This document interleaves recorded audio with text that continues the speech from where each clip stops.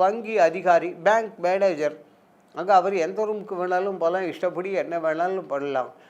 அதுக்குன்னு சொல்லிவிட்டு ஞாயிற்றுக்கிழமை நேரங்கட்ட நேரத்தில் வந்துக்கிண்டு அவர் கதவை திறந்து அந்த ரூம் இந்த ரூம் எல்லாத்தையும் சந்தேகம் வந்துடும் ஐயா, சந்தேகம் வந்துடும். அந்த வங்கியினுடைய நிர்வாகியாக இருந்தாலும் சரி, அவர்கள் தங்கள் தலைமை அலுவலருக்கு கேட்டு நாளைக்கு இந்த மாதிரி சமாச்சாரம் நாம் போய் இது கொஞ்சம் சோதனை பண்ணணும் பார்த்துக்கணும் அப்படின்னா அவர்கள் கூட யாராவது ஒரு ஆள் அதை வச்சுன்னு தான் பண்ணணும். இதெல்லாம் இந்த லௌகீகத்திலேயே இவ்வளவு வச்சுருக்கீங்க தெரியுதா? உள்ளே கொடிமரத்தை தாண்டி போய்விட்டால் எந்த ஒரு சந்நிதியிலும் யாரும் விழுந்து வணங்கக்கூடாது.